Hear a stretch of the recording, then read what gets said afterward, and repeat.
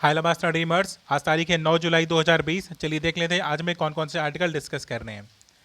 Article के discussion से पहले हम कार्टून का मीन समझेंगे और कार्टून में क्या बात एक्सप्लेन किया जा रहा है। राइट, देखिए ये के सी आर साहब हैं, मतलब के चंद्रशेखर राव इन्हें बोलते हैं। तमिलनाडु के क्या हैं, ये मुख्यमंत्री हैं। इन्होंने मतलब तमिलनाडु के पहले मुख्यमंत्री रह चुके हैं ये। और इन्होंने किया क्या है कि जो पुराना सेक्रेटरीट था उसको पूरी तरह से तोड़ दिया, ख़त्म कर दिया। तो जो बीजेपी के लीडर्स हैं ये कह रहे हैं कि आप जो टैक्स पेयर का जो वैल्यूबल मनी होता है उसके द्वारा अगर कोई सेक्रेटरीट का निर्माण हुआ था, आपने पूरी तरह से उसे तोड़ क्यों दिया। ठीक, उसकी जगह आप करीब कुछ बेड्स का निर्माण कर सकते थे, कुछ किसी के रहने का प्रबंध कर सकते थे, लेकिन आपने तो पूरा पूरा सेक्रेटरीट तोड़ दिया। अब देखिए ये जो उनके जो पार्टी के जो अदर लीडर्स हैं वो जब देखते हैं सेक्रेटरीट को तोड़ते हुए तो कह रहे हैं ना भाई ना, मैंने कुछ नहीं किया, जो भी किया इस कोरोना वायरस ने किया हुआ है। और कोरोना वायरस मस्ती से भागता हुआ दिखाया जा रहा इस कार्टून में। चलिए अब हम अपने आर्टिकल की ओर मूव करते हैं। आर्टिकल में हमारे पास सबसे पहला वाला आर्टिकल, हम ये वाला आर्टिकल डिस्कस करेंगे।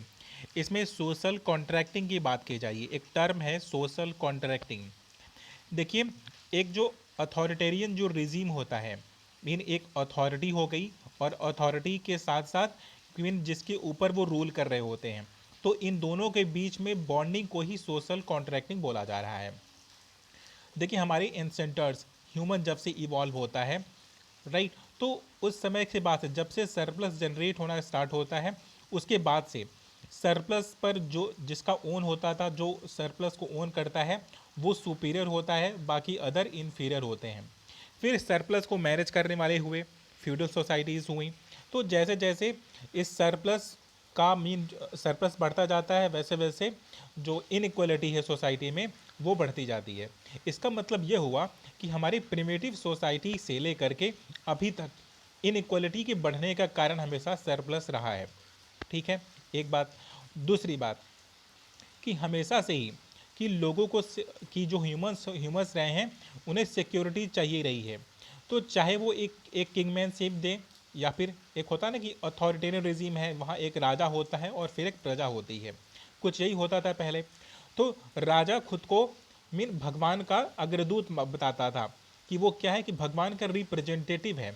तो वो लोगों से कम्युनिकेट उसी बेसिस पर करता था और लोगों का फेथ भगवान पर बहुत ज़्यादा होता था। तो इसकी वजह से राजा के आदेश का पालन करना मीन प्रजा का एक कर्तव्य माना जाता था और वो करते भी थे।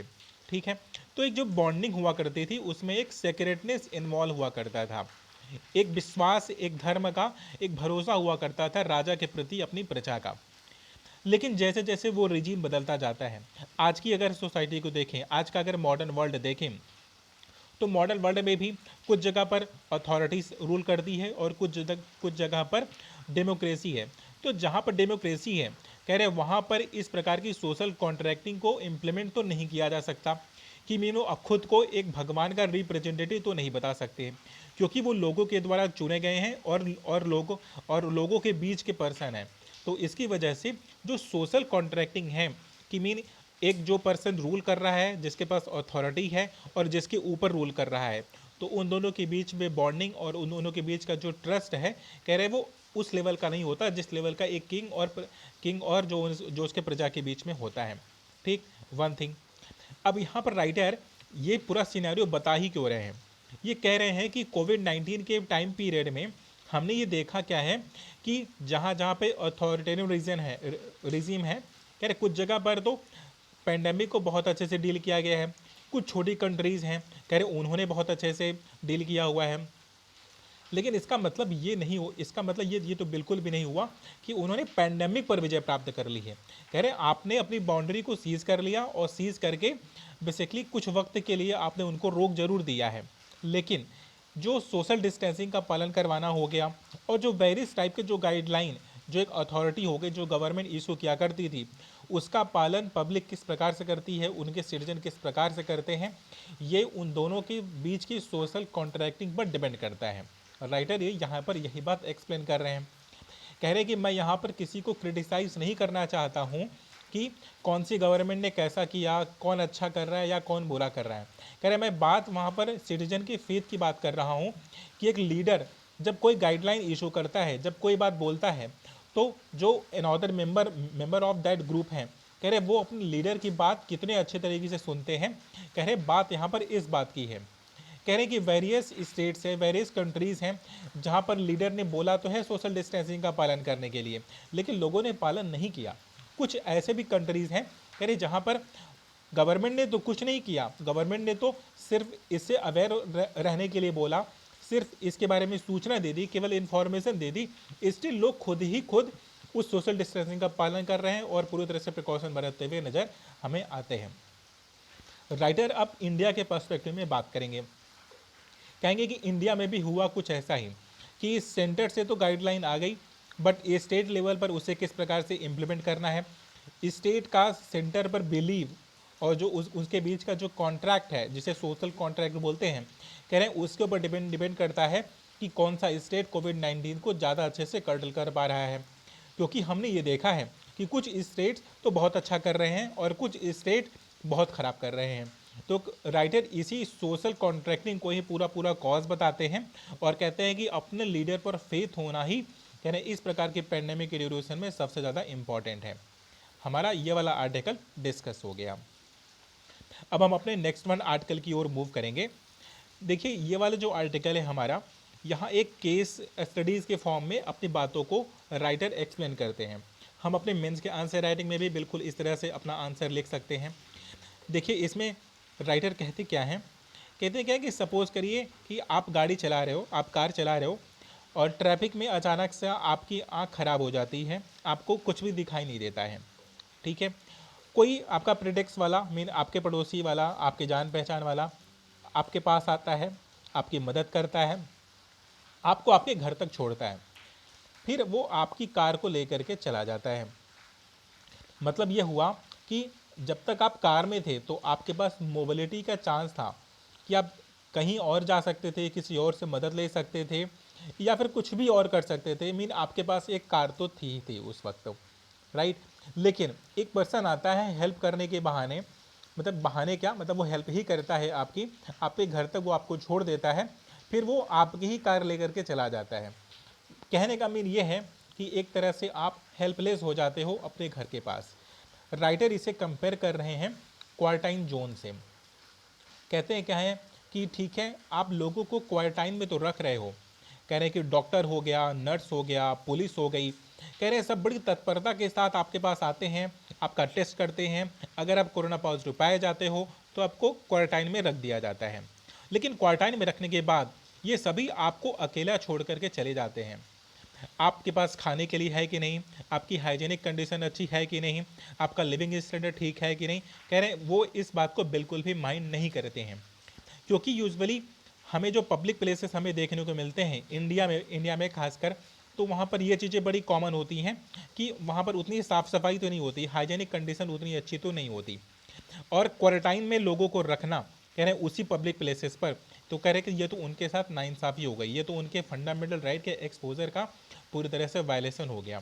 राइटर वही यहाँ पर कंपेयर कर रहे हैं, कह रहे हैं कि एक पर्सन आता तो है कि मीन आप प्रॉब्लम में तो फंस गए, वो आपकी मदद करने के लिए आपको क्वारंटाइन तक तो पहुंचाता है, मतलब जैसे ही आपको कोरोना वायरस की बीमारी हुई एक प्रकार से आप अंधे हो गए।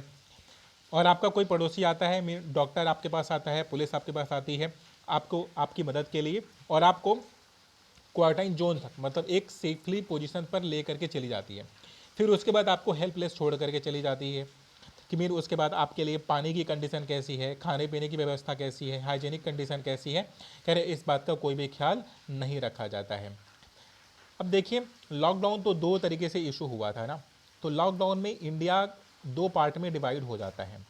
एक वो पर्सन है, मतलब एक वो कम्युनिटी रहती है इंडिया में ही, एक वो भाग है जैसे ही लॉकडाउन इशू होता है तो वो अपने लिए सरप्लस ढेर सारा मार्केट से जाते हैं, परचेस कर लेते हैं और गवर्नमेंट ने जैसा बोला था वो वैसा करना शुरू कर देते हैं। गवर्नमेंट ने बोला कि घर में रहिए तो घर में बैठ करके अपना मस्त अपना खा पी रहे हैं, उनको कोई प्रॉब्लम नहीं है। गवर्नमेंट ने बोला कि मास्क लगाना है तो वो मास्क लगा लेते हैं। लेकिन एक दूसरा इंडिया भी है, कह रहे उसे जो रोज़ कमाता था और रोज़ खाता था, जैसे ही लॉकडाउन लगा तो वो आपको प्लेटफॉर्म पर देखने को मिल जाते हैं, घर पर वापस आने के लिए, अपनी फैमिली के पास जाने के लिए। और जब उन्हें कोई रास्ता नहीं मिलता, ट्रेन भी बंद रहती है, तो वो हज़ारों किलोमीटर वो पैदल चलने को मजबूर हो जाते हैं। कह रहे कि इंडिया में हम अगर ये जो सिनेरियो आपको देखने को मिल रहा है, कह रहे हैं कि वेरियस, अगर आप पीयूष गोयल से बात करोगे, अगर आप कैबिनेट मिनिस्टर से बोलोगे, तो बोलेंगे कि हमने 3 महीने का लॉकडाउन तो बिना स्टारवेशन के कंप्लीट किया। मतलब हर किसी को खाना मिला, हर किसी को खाना मिला था। और जो श्रमिक ट्रेनें ट्रेनें जो चली थी, कह रहे उसमें किसी की मौत नहीं हुई थी। लेकिन ग्राउंड रियलिटी बिल्कुल अलग है। कह रहे कि ग्राउंड रियलिटी में कह रहे 240 पीपल तो केवल श्रमिक ट्रेनों में मतलब मर जाते हैं। 850 पीपल तो मीन एक तरह से अपाहिज हो जाते हैं, मीन असहाय हो जाते हैं। ठीक, उनकी तबीयत इतनी ख़राब हो जाती है। लेकिन जो मिनिस्टर्स का इस प्रकार का बयान देना कि वो सब तो अपनी पहले की बीमारी के कारण मर गए, वो श्रमिक ट्रेन में मरे नहीं थे, कह रहे ये पूरी तरह से गैर जिम्मेदाराना था। कह रहे कि इंडिया के अगर दोनों हिस्सों को अगर हम बारीकी से नज़र डालें, तो एक में हमें देखने को मिलता ये है कि एक के पास सरप्लस पहले से रिजर्व में था और दूसरे के पास बिल्कुल भी नहीं था। तो जिसके पास सरप्लस नहीं था, तो बेसिकली वो अथॉरिटेरियन रीजन पर मीन जो गवर्नमेंट होती है उस पर ज़्यादा डिपेंडेंट था। बट स्टिल उन्हें किसी भी प्रकार का वैसा सपोर्ट नहीं मिलता है। हालांकि जो एफसीआई के पास अगर आप देखोगे, राशन का जो सरप्लस है, जो स्टॉक है, कह रहे हैं कि वो ज़रूरत से ज़्यादा 2.5 टाइम्स ज़्यादा है। मतलब जितना ज़रूरत होना चाहिए स्टॉक में, कह रहे उससे 2.5 गुना ज़्यादा है। बट उसके बावजूद भी यूनिवर्सल राशन कार्ड क्यों नहीं प्रोवाइड करवा दिया जाता है, कि कोई भी किसी भी राशन कार्ड पर जा करके अपना आधार कार्ड दिखा करके राशन क्यों नहीं ले सकता है। जब आपके पास स्टॉक इतनी बड़ी मात्रा में है, आप उसे एक्सपोर्ट कर नहीं सकते हो, तो क्या आप उसके सड़ने के लिए छोड़ दे रहे हो? जबकि आने वाली जो आपकी खरीफ की फसल है, रबी की फसल है, कह रहे हैं वो तो बहुत अच्छी होने वाली है। तो वो कहते हैं कि ये तो कॉन्ट्राडिक्टरी है। कह रहे हैं एक तरफ आप क्लेम करते हो कि आपने सबकी मदद कर दी, और दूसरी तरफ आप उनको असहाय छोड़ दे रहे हो, उनको हेल्पलेस कर दे रहे हो। राइट, तो हमारा ये वाला भी आर्टिकल डिस्कस हो गया। अब हम अपने नेक्स्ट वन आर्टिकल की ओर मूव करेंगे। हमारा नेक्स्ट वन आर्टिकल उतना रेलिवेंट है नहीं। ये तमिलनाडु के पूरी सिनेरियो की बात करेंगे कि तमिलनाडु की इकोनॉमी कैसी है, तमिलनाडु में जो लेबर का पार्टिसिपेशन रेट है, जिसे एलपीआर बोलते हैं, लेबर पार्टिसिपेशन रेट, कह रहे हैं कि वो कैसा है। तो बेसिकली 2-3 टर्म आप इसमें ध्यान रखिए कि एलपीआर क्या होता है। कि मीन जो वर्कफोर्स होता है, एक पर्सन है जो काम करना चाहता है, उसी को तो अनएम्प्लॉयबिलिटी बोला जाता है। ठीक है, अनएम्प्लॉयड कौन है? कि जो काम करना चाहता है फिर भी उसके पास काम नहीं है, तो उसको बोलते हैं कि ये अनएम्प्लॉयड है। तो इसी को एलपीआर के बेसिस पर तमिलनाडु में क्रेडिट किया गया है, मीन प्रॉपर एनालाइज किया गया है। उसे बताते क्या हैं, कहते हैं कि 2016 से ही एलपीआर तमिलनाडु का कम होता चला आया है। राइट, अभी जो आखिरी के 2-3 महीने की बात कर रहे हैं, कह रहे हैं कि आखिरी के 2-3 महीने में तो एलपीआर में एक ड्रास्टिक चेंज आया है। कह रहे हैं कि अगर कह रहे 2 तरह के लोग हैं, एक के पास तो हेजिटेशन है कि वो अपने काम पर वापस आना ही नहीं चाह रहे हैं, वो जस्ट बिकॉज कि इस डिजीज़ से वो फियर है, उनको डर है। और दूसरी पॉपुलेशन ऐसी है जो आना तो चाहते हैं, उनकी मजबूरी तो है आने की, लेकिन उनके पास ट्रांसपोर्ट की फैसिलिटी नहीं है, उनके पास जॉब की अपॉर्चुनिटी नहीं है, इसकी वजह से वो वापस अपने काम पर लौट नहीं पा रहे हैं। इससे ज़्यादा कुछ भी इसमें इंपॉर्टेंट नहीं है। बाकी सब रीजनल फैक्ट है, एग्जाम के पॉइंट ऑफ व्यू से बिल्कुल भी इंपॉर्टेंट नहीं होता है। Thank you so much for watching the video.